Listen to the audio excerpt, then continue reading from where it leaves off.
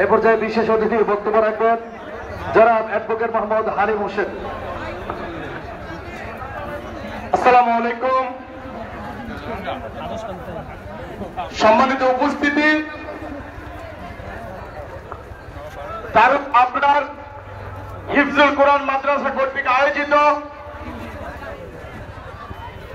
ঐতিহ্যবাহী বজ্রজগণীর ভাঙ্গারপাড় মোড়ের আজকের এই মাহফিলের প্রধান অতিথি কারা নির্যাতিত আলেমে দ্বীন, যিনি 2021 সালের 25শে মার্চ মোদী বিরোধী মিছিল থেকে গ্রেফতার হয়েছিলেন। পরবর্তীতে 8 এপ্রিল উস্কানিমূলক বক্তব্যের তথাকথিত অভিযোগে ভারতের দালাল, ফ্যাসিস্ট, স্বৈরাচারী, ইসলাম বিদ্বেষী শেখ হাসিনা কর্তৃক গ্রেফতারকৃত আমাদের সেই প্রিয় বক্তা, যাকে শিশু বক্তা হিসেবে বাংলাদেশের মানুষ চিনেন, জনাব রফিকুল ইসলাম মাদানী, উনি আপনাদেরকে টেলিভিশনে, ফেসবুকের মাধ্যমে দেখেছেন। ওনাকে পুলিশ কি পরিমাণ নির্যাতন করেছে আজকে ওনার মুখ থেকে আপনারা শুনবেন।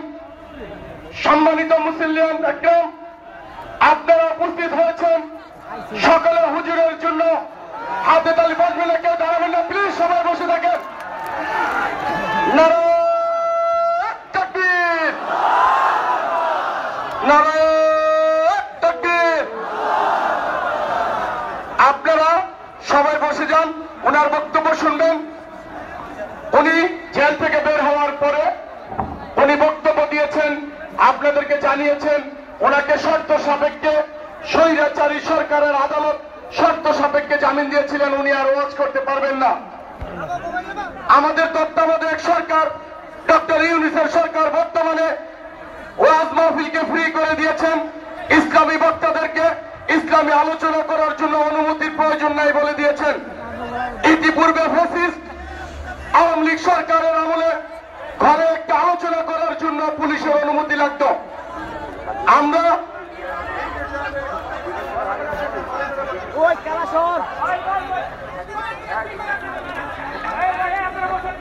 যে সকল দুইজন ছাত্র পাগড়ি নেবেন তারা মঞ্চে আসেন। ভাই, আমরা স্টেজটা খালি করে দিই, ঠিক আছে? খালি করে দিই। আমাদের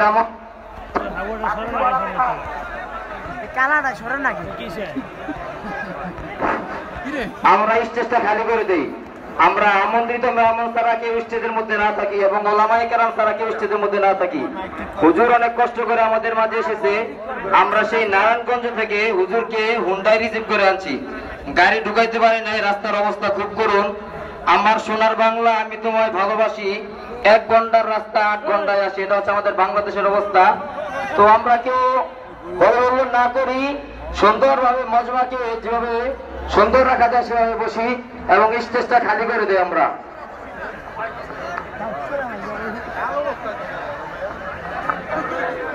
সম্মানিত উপস্থিতি, আমি আজকের এই প্রধান বক্তার কাছে একটা জিনিস প্রার্থনা করব। বাংলাদেশের ইসলাম প্রিয় ব্যক্তি শহীদ প্রেসিডেন্ট জিয়াউর রহমানের যোগ্য উত্তরসূরি দেশনেত্রী বেগম খালেদা জিয়া আজকে লন্ডনে পৌঁছেছেন। লন্ডন ক্লিনিকে উনি চিকিৎসা নিচ্ছেন। আপনার কাছে আমাদের বিনীত প্রার্থনা, এই গণতন্ত্রের এই নেত্রীর জন্য, ইসলাম প্রিয় এই নেত্রীর জন্য আপনি আজকে দোয়া করবেন এবং আপনারা সবাই দোয়া করবেন যেন উনি সুস্থ হয়ে বাংলাদেশে ফিরত আসেন এবং বাংলাদেশের মানুষ যাতে মন খুলে কথা বলতে পারেন, গণতন্ত্র পুনঃপ্রতিষ্ঠা হন, ভোটাধিকার ফেরত পান এবং আমরা ইসলামের বিদ্বেষী ফ্যাসিস্ট যেন আর বাংলাদেশে কখনো ফেরত না আসে, এই আশাবাদ ব্যক্ত করে আমি আমার বক্তব্য শেষ করছি। আসসালামু আলাইকুম। ধন্যবাদ জনাব অ্যাডভোকেট হালিম হোসেন ভাইকে।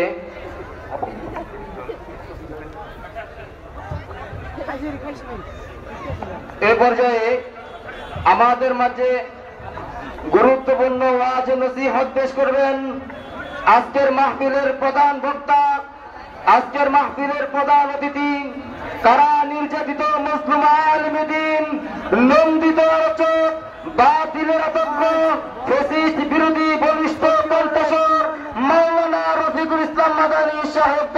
বারাকাতুহু, মাওলানা রফিকুল ইসলাম মাদানী সাহেব দামাত বারাকাতুহু। আমি হযরত কেবলার মূল্যবান নসিহত পেশ করার জন্য বিনীতভাবে অনুরোধ জানাচ্ছি। السلام عليكم ورحمة الله وبركاته. إن الحمد لله نحمده ونستعينه ونستغفره ونؤمن به ونتوكل عليه ونعوذ بالله من شرور أنفسنا ومن سيئات أعمالنا. من يهده الله فلا مضل له ومن يضلل فلا هادي له. ونشهد أن لا إله إلا الله وحده لا شريك له. أما بعد فأعوذ بالله من الشيطان الرجيم. بسم الله الرحمن الرحيم. لتجدن أشد الناس عداوة للذين آمنوا اليهود والذين أشركوا.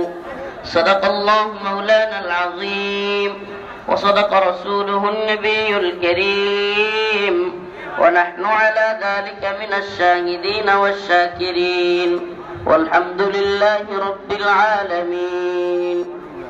দারুল আবরার হিফজুল কোরআন মাদ্রাসা বালক বালিকা শাখার উদ্যোগে আয়োজিত আজকের এই নয়াপাড়া মুন্সিগঞ্জ সদরের উদ্যোগে আয়োজিত আজকের এই ইসলামী ওয়াজ ও দোয়া মাহফিলে সম্মানিত উলামায়ে কেরাম, মুরব্বিয়ানে আযম, প্রিয় যুবক ভাইরা, স্নেহের ছোট ভাইরা, আল্লাহ রাব্বুল আলামিনের দরবারে লাখো কোটি শুকরিয়া যে মহান রব্বুল আলামিন আপনাকে আমাকে কোরআন সুন্নাহর জন্য একত্রিত করেছেন, সেজন্য শুকরিয়া আদায় করে সকলে বলে আলহামদুলিল্লাহ। প্রিয় ভাইরা, বাবারা, আসলে দুইটা কথা না বললেই না। এই যে হুজুর যেটা বলেছেন একটু আগে উপস্থাপক, যে এত পরিমাণে জ্যাম, আমি আপনার সেই জোয়ারের সময় রওনা হয়েছি বাড়ি থেকে, নেত্রকোনা থেকে। এই পুরো শহর কয়েকশো কিলোমিটার পার হয়ে আমার বাড়ি থেকে এখানে আসছি। এখনো পর্যন্ত আমি যে এখানে দাঁড়াইলাম আপনাদের সামনে, খাওয়া নাই, এরপরে কি পরিমাণ জার্নির কষ্ট হয়েছে এটা কি বলবো। আপনার এক রাস্তা দিয়ে ওনারা ঢুকাইছে, যারা রিসিভ করতে গেছে তারাই চিনে না, এমন রাস্তা দিয়ে ঢুকাইয়া শেষ পর্যন্ত প্রাইভেট কার আটকে রেখে মোটরসাইকেলে আসছি। এই ঠান্ডার মধ্যে মোটরসাইকেলে আসছি। তো আমাদের মূল প্রোগ্রাম যেটা আজকের দিনে, ওই প্রোগ্রামটা হলো গজারিয়া। গজারিয়াতে হলো মেইন প্রোগ্রাম আজকে।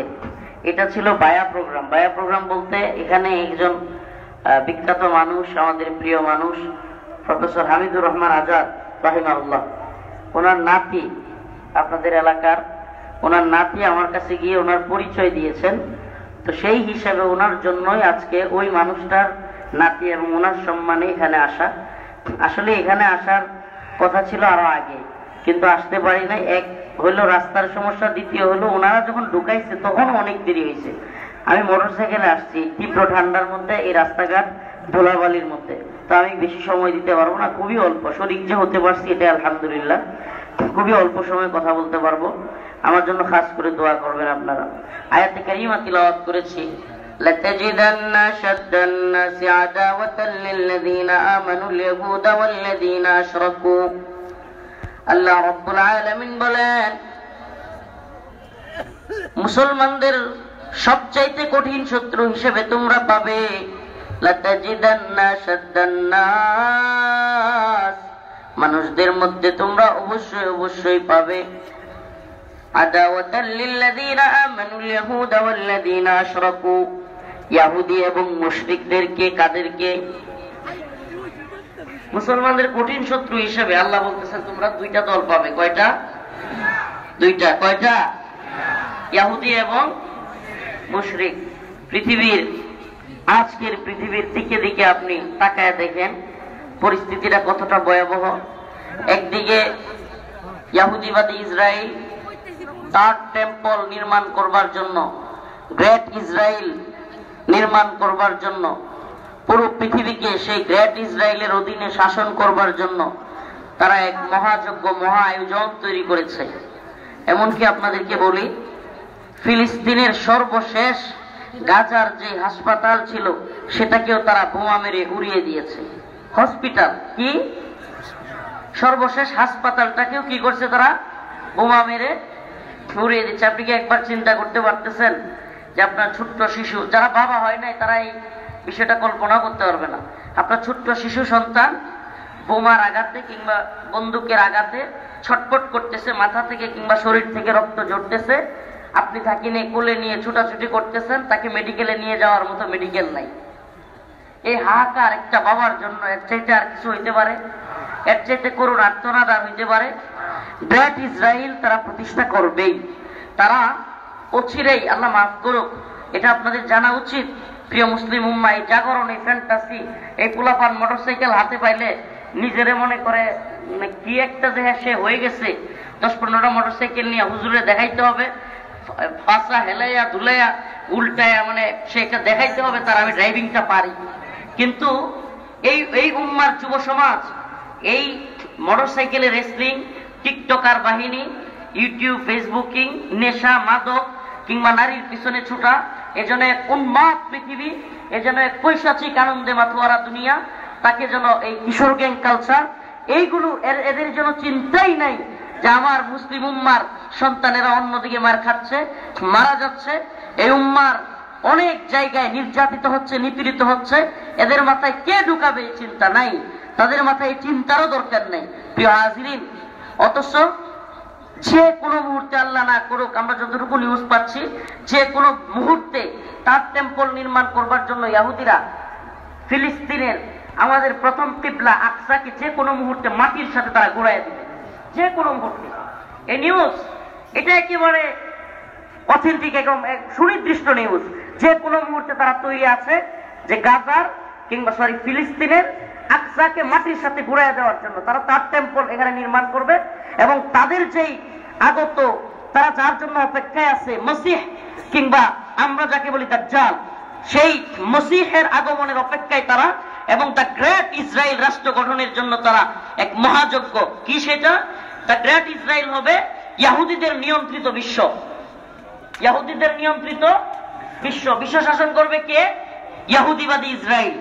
আপনার যদি মানে অবাক লাগে, বুঝে না আসে, গত কয়েকদিন আগে 8 দিনের প্রোগ্রামে কথাটা বলছিলাম, বাংলাদেশে মুসলিম সংখ্যাগরিষ্ঠ একটা রাষ্ট্র, সেই রাষ্ট্রের একমাত্র আন্তর্জাতিক সবচাইতে বড় বিমানবন্দরে ইসরায়েলি পানি ছাড়া কোনো পানি পাওয়া যায় না, এবং বাধ্যতামূলক, আলেম হোক সাধারণ মানুষ হোক যেই হোক, ইসরায়েলি পানি খেতেই হবে।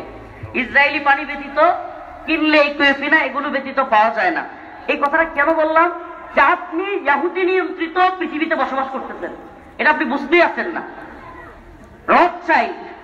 রথচাইল্ড পরিবারের ইতিহাস যদি কেউ পড়ে, ইহুদিদের ইতিহাস যদি কেউ পড়ে, আপনি অবাক হয়ে যাবেন। একটা সময় আমাদের বাবা চাচারা কি করত?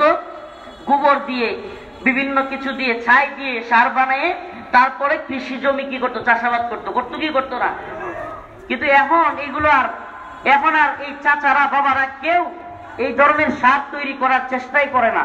এখন ওই যে সার, রাসায়নিক সার, বিভিন্ন ধরনের সার আমদানি করা ছাড়া কেউ চিন্তাই করে না ফসল ফলানো। ওই সারের গুডাউন, ওই ফ্যাক্টরি ওই ইহুদিবাদীদের নিয়ন্ত্রিত। এগুলো যদি এরা বন্ধ করে দেয়, বিভিন্ন ধাতব পদার্থ যেগুলো লাগে ওগুলো যদি এরা বন্ধ করে দেয়, এখন বর্তমানে যে জেনারেশন তৈরি হচ্ছে চাষাবাদ ভুলে যাবে। ওটা বাদ দেন, চাষাবাদের কথা তো বললাম, পানির কথা বলি, সেচের কথা। একটা সময় আমরা কি দেখতাম? বিভিন্ন এলাকায় টিউবওয়েল থাকতো, নিজেরা চাইপা পানি উঠানো যাইতো, নিজেরা টিউবওয়েল নির্মাণ করা যাইতো।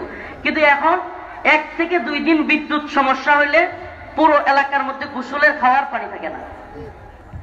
অবস্থাটা এমন কিনা? এই যে নিয়ন্ত্রণ, সবকিছুর নিয়ন্ত্রণ নিয়ে নেওয়া। আজকে একটা গ্রামের বাড়িতে যাবেন, সেখানেও কিনা পানি কিনা বোতল পাওয়া যায়, সেখানেও আপনি টিউবওয়েলের পানির আশা করতে পারবেন না। এগুলো কেন বলতেছি? এই ইহুদিবাদী পৃথিবী, এরা চাচ্ছে গোটা পৃথিবীর সবকিছু, খাদ্যের প্রজেক্ট, পদার্থের প্রজেক্ট, বিভিন্ন প্রজেক্টগুলো, মূল যে জিনিসগুলো, এগুলোকে তাদের নিয়ন্ত্রণে নিয়ে যাওয়া। আজকে আপনাকে আরেকটা কথা বলি, এগুলো অনেকে ওইভাবে চিন্তা করেন নাই কখন, আল্লাহ মাফ করুক। আরেকটা কথা বলি, আমরা যে টাকা, আমার পকেটে এখন টাকাও নেই, তাই দেখাইতে, ওই যে টাকা, 20 টাকা হোক, 100 টাকা হোক, হ্যাঁ, এই যে টাকার সংখ্যাটা, 100 টাকা কিংবা 500 টাকা, এই টাকার মান কি করে হয়? এই যে হুজুর একটা 500 টাকা দিচ্ছে, এই যে 500 টাকাটা, আমি একটু বলি আপনাদেরকে, আজকে খুব কষ্ট নিয়ে কথাগুলো বলতে হচ্ছে, কারণ একদিকে ইহুদিবাদীরা গ্রেট ইসরায়েল নির্মাণের চেষ্টা, আর একদিকে হিন্দুত্ববাদীরা অখণ্ড ভারত নির্মাণ করার চেষ্টা। অখণ্ড ভারত কি? রাম রাজত্ব। রাম রাজত্ব কি? আজকের কথা বলি, আজকের নিউজের কথা বলি। আপনারা তো আল্লাহ মাফ করুক, যদি কেউ সচেতন থাকেন দেখে থাকবেন। আজকের বাংলাদেশ সীমান্তের অবস্থা হলো, মুসলমানদেরকে জয় শ্রীরাম স্লোগান দিয়ে দিয়ে, রামদা নিয়ে, বল্লম নিয়ে, বিভিন্ন ধরনের তলোয়ার নিয়ে হিন্দুত্ববাদীরা দিনাজপুর সীমান্তে, যশোর সীমান্তে, বাংলাদেশের বিভিন্ন সীমান্তে শত শত নয় হাজার হাজার হিন্দুত্ববাদীরা জয় শ্রীরাম স্লোগান দিচ্ছে। বাংলাদেশ সীমান্তে এসে বাংকার নির্মাণ করতেছে। কি নির্মাণ করতেছে? বাংকার। বাংকার কি? যুদ্ধ পরিস্থিতিতে বিভিন্ন বালির বস্তা দিয়ে নির্মাণ করা হয়, যাতে করে দূর থেকে গুলি করলে তাদেরকে না লাগে। ওই বাংকার নির্মাণ করতেছে কারা? সাধারণ হিন্দুরা, তাদের জন্য, বিএসএফ এর জন্য, ভারতীয় সেনাবাহিনীর জন্য। এমনকি বিএসএফ দাঁড়ায় দাঁড়ায় সেটা করতে দিচ্ছে। এমনকি লাইভ ভিডিওর মধ্যে বলতেছে প্রত্যেকটা বাংলাদেশি কুপায় কুপায় কাটার জন্য রামদা ধার দিতেছি। আপনারা এখনো কেউ দেখেন নাই ভিডিওটি? দেখেন নাই? ফেস দ্য পিপল সহ দেশের অনেকগুলো নিউজ, এগুলো নিউজ যেগুলো মেইন স্ট্রিম বলে, এইগুলো তো এই তাগুতি কিংবা এই ইন্ডিয়ার দালাল। এই জন্য আপনার মেইন স্ট্রিম নিউজও পাবেন না। আজকের হালত বলে আমি বিভিন্ন রাস্তায় ময়মনসিংহ থেকে আমার লাইফে কোনোদিন এত পরিমাণে সেনা টহল আমি দেখি নাই। আমার লাইফে কোনোদিন ময়মনসিংহের ব্যারাক থেকে এত পরিমাণে সেনাবাহিনীর গাড়ি ওদিকে যেতে দেখি নাই। আমি বুঝতেছি না বিষয়গুলো কি হচ্ছে। বাংলাদেশের পরিস্থিতিটা, সিচুয়েশনটা খুব দ্রুত চেঞ্জ হয়ে যাচ্ছে। আমি অচেতন হয়ে আছি, বুঝতে পারছি না। আল্লাহ না করুক যে কোনো মুহূর্তে এই দেশটা কাশ্মীর, আরাকান, ফিলিস্তিনের মতো অবস্থা তৈরি হয়ে যাবে। মানুষ বুঝতেই পারবে না, হঠাৎ করে এক ভয়ঙ্কর পরিস্থিতির মধ্যে পড়ে যাবে।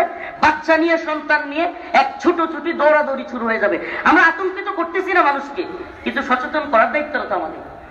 আপনাদেরকে আতঙ্কিত করতেছি না, কিন্তু হালতটা আপনি দেখেন না। আজকে সীমান্তে বিএসএফ গুলি করতেছে। আজকে সীমান্তে, আজকের নিউজ, সুনামগঞ্জে একজনকে মেরে ফেলছে গুলি করে। আজকেও সুনামগঞ্জে আজকেও একজনকে কি করছে? ভারতীয় বিএসএফ বাহিনী গুলি করে মেরে ফেলছে।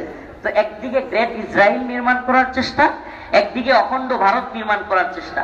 অখণ্ড ভারত কি? সবাই জানেন, রাম রাজত্ব।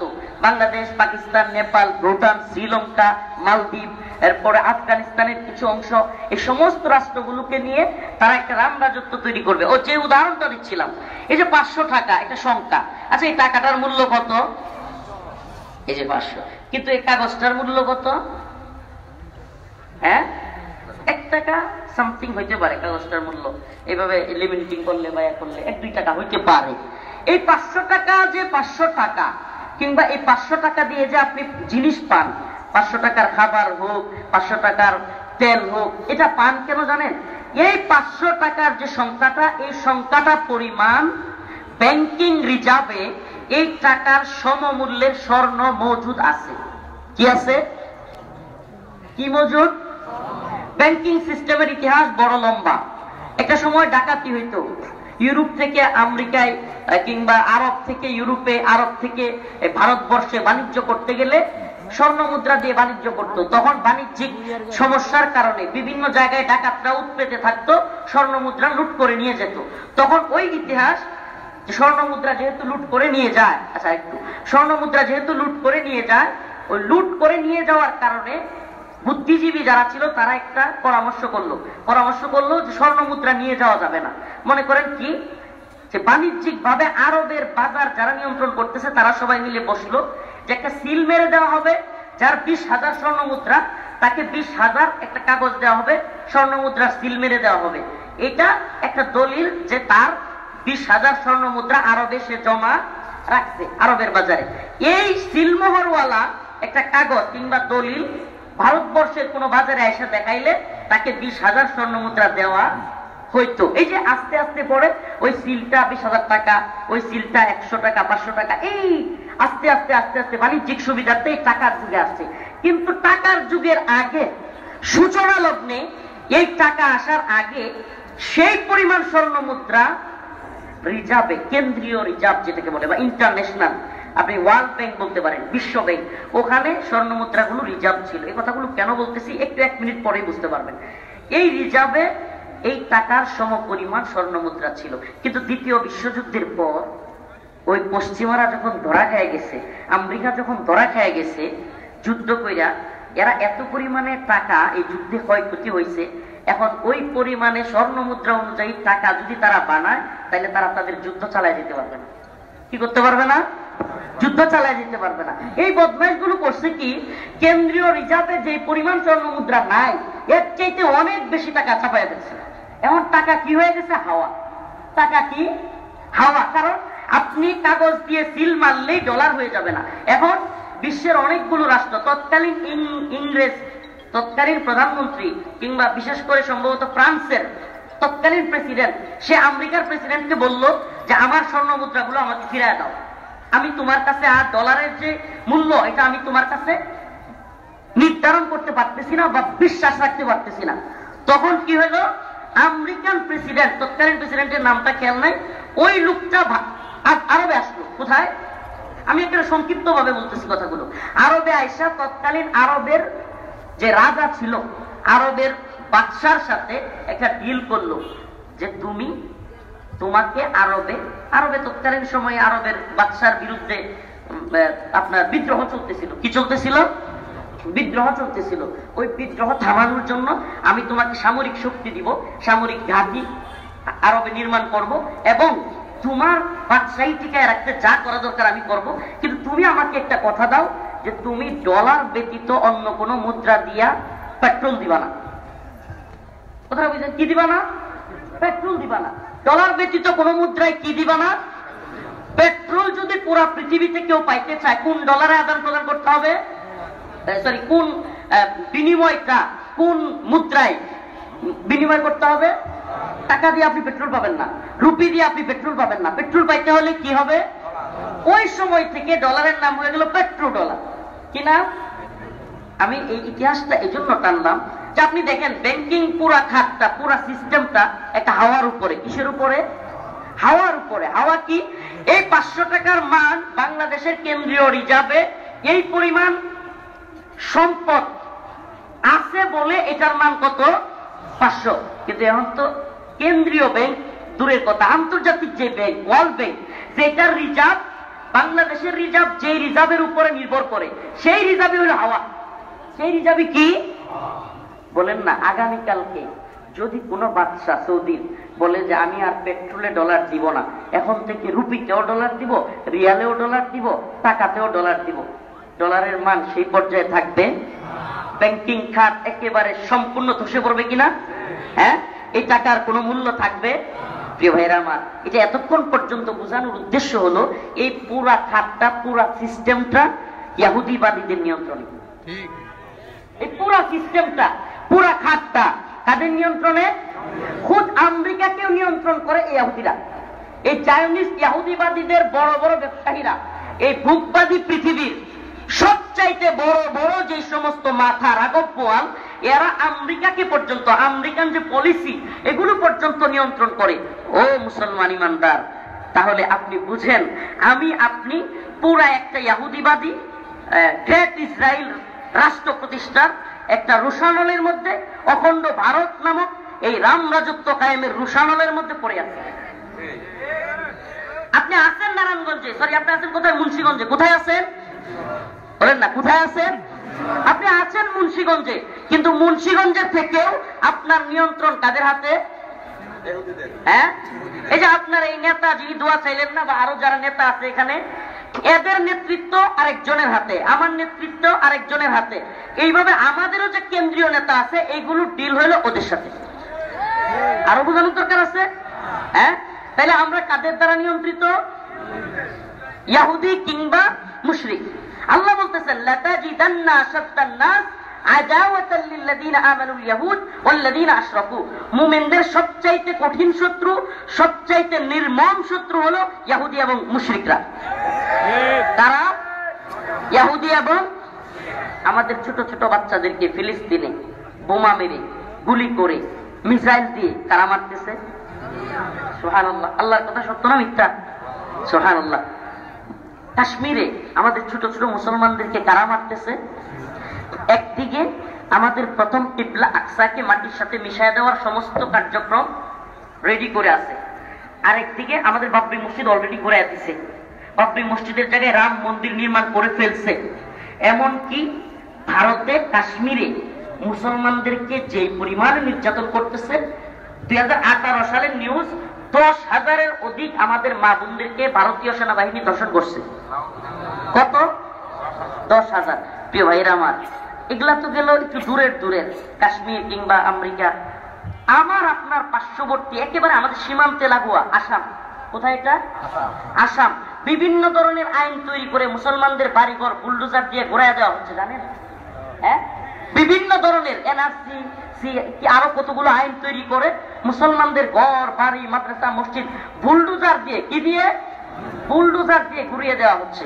প্রিয় মুসলমান ইমানদার, এখন বলি, ফিলিস্তিনে আমাদের আকসাকে ঘুরাইয়া দেওয়ার প্ল্যান চূড়ান্ত পর্যায়ে, আমাদের কাশ্মীরে মুসলমানদের নির্যাতনের একেবারে স্টিম রোলার চূড়ান্ত পর্যায়ে, আমাদের বাবরি মসজিদ ভেঙে দেওয়া হয়েছে, রাম মন্দির নির্মাণ করছে, আসামে মুসলমানদের ঘর বাড়ি বুলডোজার দিয়ে ঘুরাইয়া দেওয়া হচ্ছে।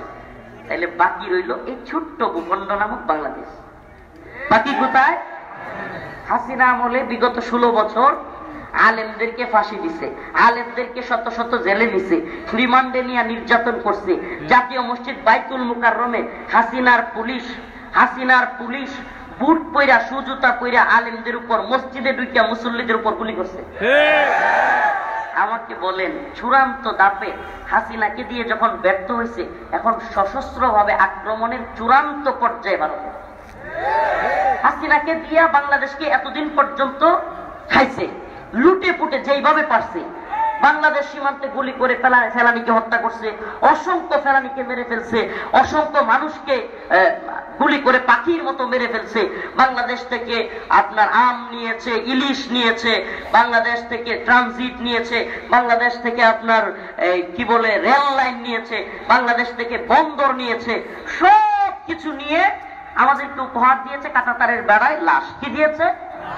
তারপরেও এই বদমাইশরা, তারপরেও এই নির্লজ্জ বেহায়ারা সম্পর্কের ক্ষেত্রে গলা ভরে কি বলছে? আমাদের স্বামী স্ত্রী সম্পর্ক বলে নাই, বলছে কি? এই নির্লজ্জ দলেরা রক্তের সম্পর্ক বলছে কি? বলে নাই।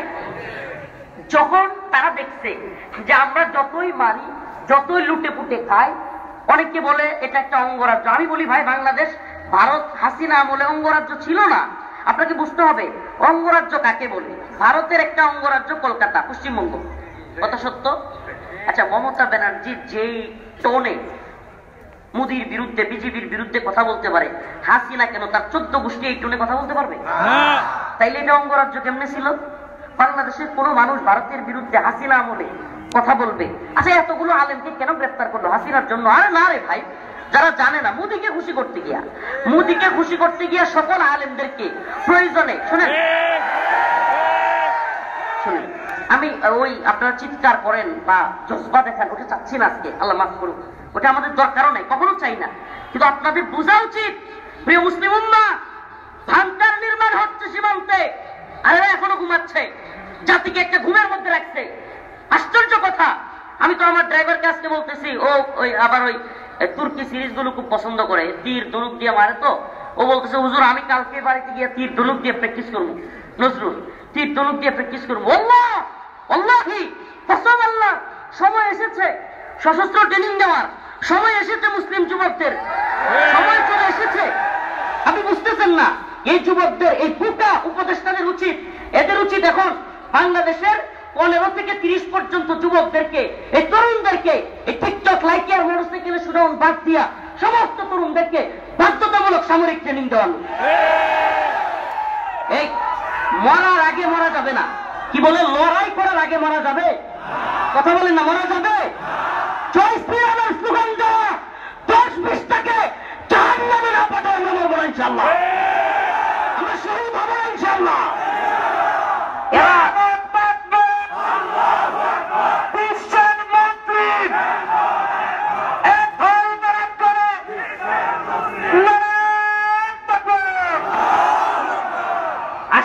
বিষয়, সীমান্তে সাধারণ জনগণ বাংকার নির্মাণ করতেছে, বিএসএফ অনুমতি দিচ্ছে। শুধু অনুমতি দিচ্ছে না, তোর বাড়ি দাঁড়ালু কইরা ওখান থেকে স্লোগান দিয়া বলতেছে, আমরা বাংলাদেশি মুসলমানদের বাংলাদেশিদের জবাই করবার জন্য দাঁড় দিতেছি। Open open open. এতদিন এতদিন মমতা ব্যানার্জির, এতদিন ভারতের এত গাল গল্প শুনছেন, অথচ আমি বলছিলাম যে আমার বক্তব্য না রে ভাই, এটা আল্লাহর বক্তব্য। ওয়ালান তারদা আনকাল ইয়াহুদ ওয়ালান নাসারা হাত্তা তাত্তাবিআ মিল্লাতাহুম। লজ্জা হওয়া উচিত আল্লাহর কথার বিরুদ্ধে যাওয়া সেই উপদেষ্টার, লজ্জা হওয়া উচিত আল্লাহর কথার বিরুদ্ধে যাওয়া সেই শাইখের, লজ্জা হওয়া উচিত আল্লাহর কথার বিরুদ্ধে যাওয়া সেই পীরের, যারা হিন্দুদের মূর্তি পাহারা দেওয়ার জন্য আমাদের মুসলিমদেরকে দারোয়ান বানাইছিল। এদের লজ্জা হওয়া উচিত। আল্লাহ বলেছে ওয়ালান তারদা আনকাল ইয়াহুদ ওয়ালান নাসারা হাত্তা তাত্তাবিআ মিল্লাতাহুম। এরা কখনোই তোমাদের প্রতি রাজি খুশি হবে না, এরা তোমাদের বন্ধু না। ইয়া আইয়ুহাল্লাযীনা আমানু লা তাত্তাখিযুল ইয়াহুদ ওয়ান নাসারা আউলিয়া। ইহুদি, খ্রিস্টান, মুশরিক এরা তোমাদের বন্ধু না। ইন্নামাল মুশরিকুনা নাজাস। আরে মুশরিকটা হলো নাপাকি। কে বলে? আল্লাহর দলিলের বাইরে গিয়া শায়েখগিরি, আল্লাহর দলিলের বাইরে গিয়া উপদেষ্টাগিরি, আল্লাহর দলিলের বাইরে গিয়া পীরগিরি ঠিকবে না। আমি এই জন্য বলছিলাম, আরে আমার কথা নিয়ে কি সমালোচনা। আমি বলছিলাম ইমাম আনছি কি মূর্তি পাহারা দেওয়ার জন্য মিয়া? হাই রে সমালোচনা। বলেন না এখন এদের যাওয়া উচিত না? বাংলাদেশি হিন্দুত্ববাদী ইসকন কি করলো বলেন না? কাদের নিয়ন্ত্রণ করলেন? কাদেরকে মূর্তির দারোয়ানগিরি করলেন? কাদের দারোয়ানগিরি করলেন? আজকে এরা বাংলাদেশ দখলের প্ল্যানে অংশ না? বলেন না অংশ না? এরা সামনাসামনি বলবে না ভাই, সবাই তো সামনে বলবে না। নব মুসলিম যারা হিন্দু ধর্ম থেকে নব মুসলিম হয়েছে, তাদের কাছে আমার একাধিক বক্তব্য আমি তাদের কাছে গল্প করে শুনেছি। হুজুর নিরীহ থেকে নিরীহ পর্যন্ত সনাতন ধর্মাবলম্বী হিন্দু মুসলমানদেরকে দেখতেই পারে না। তাদের বক্তব্য এরা চায় রামরাজত্ব, এরা চায় রামরাজত্ব। কি চায় এরা চায় এই দেশে হিন্দুত্ববাদী শাসন প্রতিষ্ঠা হবে, তারা বেড়াগিরি করবে, তারা মুসলমানদের উপর চড়ি ঘোরাবে। এটা এদেরও চাওয়া। আল্লাহ মাফ করুক, যদি কারো দেশের প্রতি, ইসলামের প্রতি বা এই ভূখণ্ডের প্রতি মায়া থাকে, ইসলামের প্রতি দরকার নেই, ওরা যেহেতু অন্য ধর্মের, যদি ভূখণ্ডের প্রতি মায়া থাকে তাইলেও তো এটা হওয়া উচিত না, এটা হওয়া উচিত ছিল না। কিন্তু আমরা কি দেখলাম বলেন? আমরা কি দেখলাম?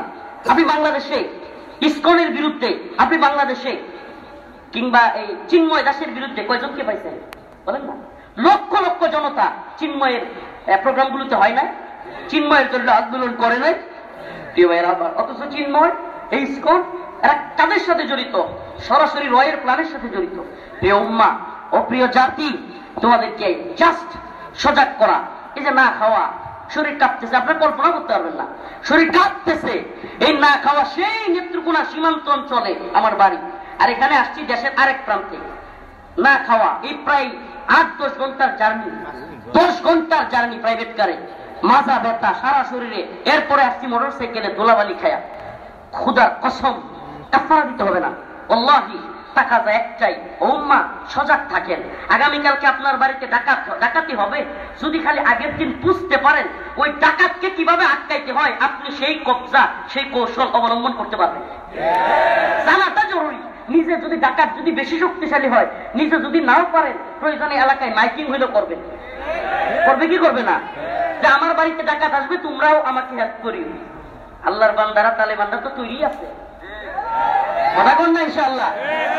এরা এত সহজ মনে করলে হবে না তো। উম্মার বিজয়ের শতাব্দীটা বিসমিল্লাহ, এই শতাব্দী উম্মার বিজয়ের শতাব্দী।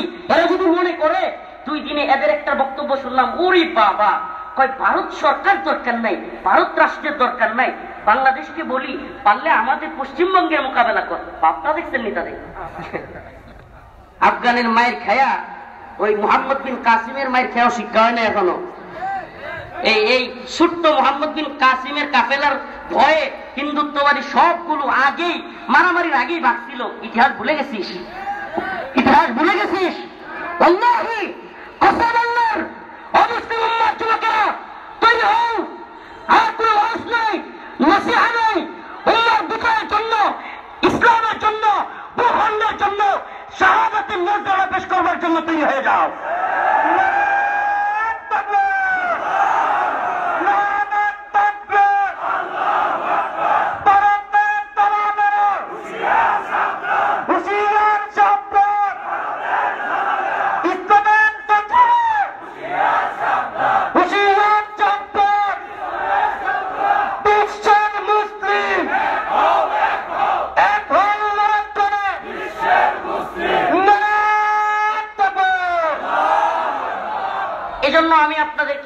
কারগুজারি বলে যায়, কাজ বলে যায়, কাজের কাজ করতে হবে। এখন শারীরিক ভাবে সরাসরি এটা একটা ফরজ, কিতাল ফরজ, আল্লাহর রাস্তায় দ্বীনের জন্য, ঈমানের জন্য, মুসলিম ভূখণ্ড রক্ষার জন্য আল্লাহর রাস্তায় জিহাদ করা কি ফরজ।